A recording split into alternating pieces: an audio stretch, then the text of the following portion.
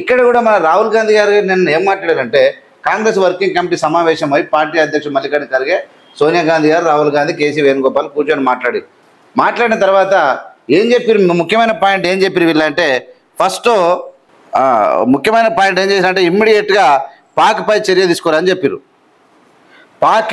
పాకిస్తాన్ పైన ఇమ్మీడియట్గా చర్య తీసుకోండి. పాక్ ఆర్మీకి తెలిసే జరిగింది. పాక్ ఆర్మీకి అక్కడ ఉన్నటువంటి ఐఎస్ఐ తీవ్రవాదులు, టెర్రరిస్టులు అందరూ కలిసే కావాలని భారతదేశంలో చొరబడి రెక్కి నిర్వహించి కాలినడకదారు వచ్చి భారతదేశంలో టూరిస్టులు అయినటువంటి అమాయకమైనటువంటి 26 మందిని పుట్టన పెట్టుకున్నటువంటి దుర్మార్గులను గంటలను తుదముట్టించాల్సినటువంటి నరేంద్ర మోడీ ఇక మీనమేషాలు లెక్క పెడతా ఉన్నాడు. ఇక చూసి యుద్ధానికి నేను ఏమంటున్నానంటే, యుద్ధం చేస్తే పాకిస్తాన్కు నష్టం, వాళ్ళకి ఎక్కువ జరగవచ్చు, మనకు తక్కువ జరుగుతుంది, నష్టం మనకు కూడా జరుగుతుంది. యుద్ధానికన్నా మన దాంట్లో అడుగుపెట్టినోని మట్టు పెడితే అద్భుతం. యుద్ధం చేసినా బార్డర్లో పోలీసులు ఉండాలి. ఒకవేళ చేస్తే పాకిస్తాన్ మొత్తం ఆక్రమించుకొని మనం కలుపుకోవాల్సి వస్తుంది. ఇలా యుద్ధం చేస్తే పోలీసులు గీసిన అంతా కలుపుకొని భారత్లో కలుపుకోవాల్సి వస్తుంది. మళ్ళీ ముస్లింస్ మొత్తం దాడి ఎక్కువ అయిపోతుంది. మళ్ళీ అదే తలకాయ నొప్పి అనేది కూడా భయం కూడా ఒకటి ఉంది. మొత్తం మీద ఏదేమైనా మోడీవి హంగామా ఎక్కువ, పొంకనాలు ఎక్కువ, పని తక్కువ అనేది రాహుల్ గాంధీ చెప్తున్నటువంటి విషయం. ఇది ఏముండదు, ఉత్తది చేతులు బాయ్యారు బాయన అని చెప్పి ఉంటుంది. లాస్ట్కు మోడీ ఎంత పొడుగు అంటే ఎంత పొడుగు అనేది మొన్న జరిగినటువంటి జమ్మూ కాశ్మీర్లో జరిగినటువంటి ఇన్సిడెంట్ చాలు. ఆయన వారం రోజులు గడిచిన దాంట్లో సప్పుడే ఉండదు. మళ్ళీ ఏం చెప్పాలనో అర్థం కాక మీటింగ్లు పెట్టే కార్యక్రమం ఉంది తప్ప ఏమి లేదు. అంటే మోడీని ఇంత పొడుగు కానీ అంత పెద్దగా పొగడాల్సిన అవసరం ఏం లేదు. ఒక వ్యక్తిని పట్టుకొని ఒక వ్యక్తి చుట్టూ దేశం తిరగాల్సిన అవసరం లేదు. ఒక రాజ్యాంగం చుట్టూ దేశం తిరగాలి, వ్యవస్థల చుట్టూ దేశం తిరగాలి, ఆర్మీ చుట్టూ దేశం తిరగాలి. ఆర్మీని బలంగా ఉండేటట్టు మనం అందరం చేయాలి. ఇలా విద్యా వ్యవస్థ బలంగా ఉండాలి ఈ దేశంలో, ఆర్థిక వ్యవస్థ బలంగా ఉండాలి ఈ దేశంలో, క్రీడా వ్యవస్థ బలంగా ఉండాలి ఈ దేశంలో, రెవెన్యూ వ్యవస్థ బలంగా ఉండాలి, ఎయిర్ ఇండియా బలంగా, అంటే టోటల్గా వ్యవస్థలు బలంగా ఉండాలి తప్ప. కానీ చాలామంది ఏం చేస్తారంటే మోడీ బలంగా ఉన్నాడని చెప్తా ఉన్నారు.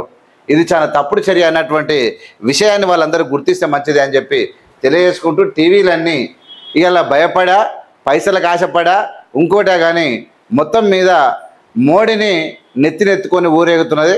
కానీ మోడీ మాత్రం ఏడేసిన గొంగడి ఆన్నే ఉండదు. పాకిస్తాన్తో ఈయన ఏం చేస్తాడో ఏం చేయడో కూడా ఎవరికి అర్థం కాని పరిస్థితికి వచ్చింది. చాలా అయ్యా, నమో నాయన, నమో అంటే నరేంద్ర మోడీ, నమో నరేంద్ర మోడీ, నీ వల్ల ఏం కాదా అనేటువంటి పరిస్థితికి వచ్చినటువంటి పరిస్థితి తప్ప ఏం లేదు. కానీ పటిష్టంగా భారత యొక్క ఆర్మీ ఉంది.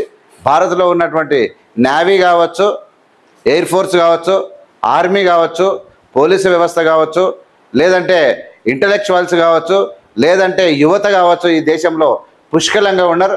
భారతదేశం అనేది ఒక పవర్ఫుల్ దేశం. ఖచ్చితంగా పాకిస్తాన్ కాదు, పక్కనున్న దేశాల మొత్తాన్ని ఒకేసారి ఆక్రమించుకోగల సత్తా కలిగినటువంటి ఆర్మీ నా దేశాన్ని. కాబట్టి నా దేశంలో ఉన్నటువంటి వ్యవస్థలను నేను గౌరవిస్తా, వ్యక్తి చుట్టూ మేము తిరగమని చెప్పి తెలియజేసుకుంటూ, ఏంది విషయం అనేది 2 విషయాలు మనం మాట్లాడుకుందాం. అయితే ఇక్కడ రిజర్వేషన్లు 50% పరిమితిని తొలగించండి. ఇంతకుముందు ఏం చేశారంటే రిజర్వేషన్లు అనేటివి ఉండే.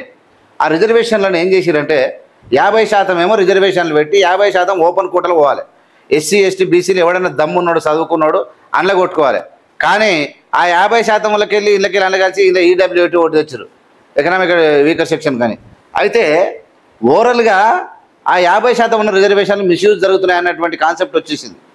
కాబట్టి ఆ 50% ఎత్తేసిందే బెస్ట్ అనేది రాహుల్ గాంధీ యొక్క. అంటే ఎత్తేస్తే ఏమైందంటే ఇంకా కొంతమందికి రిజర్వేషన్ల రూపకంలో లాభం జరిగే అవకాశాలు ఉన్నాయి. కాబట్టి ఎత్తివేయమని చెప్తా ఉన్నాడు. ఎత్తివేయమని రాహుల్ గాంధీ గారు చెప్తారు. రిజర్వేషన్లు 50% ఎత్తివేయండి, తొలగించండి. సామాజిక ఆర్థిక విద్యా రంగాల్లో వెనుకబడతనం గుర్తింపునకు కులగణన జరపండి అని చెప్పారు. తెలంగాణ నమూనా అనే దేశానికి ఆదర్శం అన్నాడు. ప్రైవేటు సంస్థల్లోనూ కోటా కోసం చర్యలు చేపట్టాలి. బీఆర్ ఎన్నికల కోసమే కులగణనపై ప్రకటన. మోదీ ప్రభుత్వానికి చిత్తశుద్ధి లేదు. ఇక్కడ బీఆర్ ఎన్నికల కోసమే కులగణనపై ప్రకటన చేసిండు. మోదీ ప్రభుత్వానికి చిత్తశుద్ధి లేనే లేదు. పహల్గామ్ ఘటనపై ఇంకెంతకాలం మౌనం అని చెప్పి ఇక్కడ పహల్గాంపై ఇంకెంతకాలం మౌనం. సిడబ్ల్యూసీ కులగణనపై గతంలో మా డిమాండ్ను వ్యతిరేకించారు, రాహుల్ ఒత్తిడి వల్లే దిగి వచ్చారు, ఈ క్రెడిట్ పూర్తిగా రాహుల్ గాంధీ కరిగే చెప్పాడు.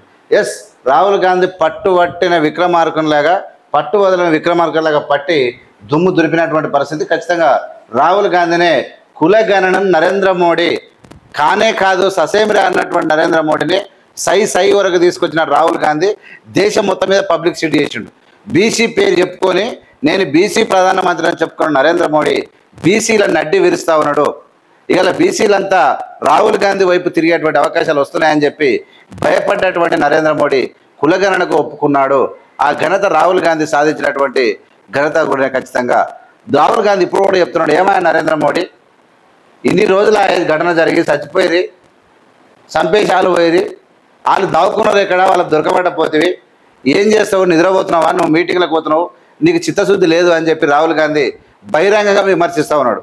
ఇలా గోధుమూడియా తలకాయ ఏడబెట్టుకుంటుంది అర్థం కాని పరిస్థితి వచ్చింది. వచ్చే బాంబులు వేసారా, లేపేస్తాడంటే, ఊపేస్తాడంటే, అది నీళ్ళు ఆపేస్తారంటే అంటే టీవీలలో పనిచేసే సన్నాసులకు ఎంత నాలెడ్జ్ తక్కువ ఉన్నదో చూసుకోండి మీరు. గోధుమ మీడియా పైసలు తిని మైండ్ మోకాళ్ళకు పోయింది. నీళ్ళు కడతారంట, ఆపేస్తారంట. పాకిస్తాన్ నీళ్ళు, సింధు నది నీళ్ళు ఆపుతారు. 800 కిలోమీటర్లు ప్రవహించనేమో ఇక్కడ 22,000 కిలోమీటర్లు ప్రవహించే పాకిస్తాన్ నదిలో నీళ్ళు ఆపి ఎడవస్తారు. మరి నీళ్ళు ఆపి ఒక ప్రవహించే నదిని ఆపే దమ్ము ఉంటుందా?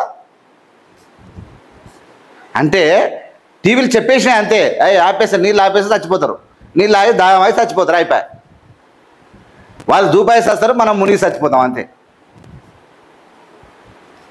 అది కాదు చేయాల్సింది. అంటే ఆలోచన కాకుండా ఆవేశం, ప్రజలను రెచ్చగొట్టేటువంటి టీవీలే ఉన్నాయి.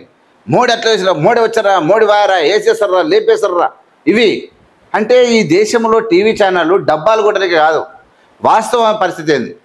మోడీ కాదు లేపాల్సింది, భారత ఆర్మీ నిర్ణయం తీసుకోవాలి. ఇంకా ఏ నిర్ణయం లేదు, మీటింగ్లకు తిరుగుతూ ఉన్నాడు. మరి ఏం చేస్తారో ఇక మీరే ఆలోచన చేయాలి. పహల్గామ్ ఇంకెంతకాలం మౌనం చేస్తారో చెప్పమాను. మాట్లాడతలేడు, కానీ టీవీలు మాత్రం ఎగిరెగిరి పడుతున్నాయి. మోదీ ప్రభుత్వానికి చిత్తశుద్ధి లేదు, పహల్గామ్పై ఇంకెంతకాలం మౌనం అని చెప్పి సిడబ్ల్యూసీ కులగణనపై గతంలో డిమాండ్ను వ్యతిరేకించారు. ఇక్కడ రాహుల్ ఒత్తిడి వల్లే దిగి వచ్చారని చెప్పి కూడా ఇది కూడా మాట్లాడు. రాహుల్ చాలా మంచి నిర్ణయాలు తీసుకున్నాడు.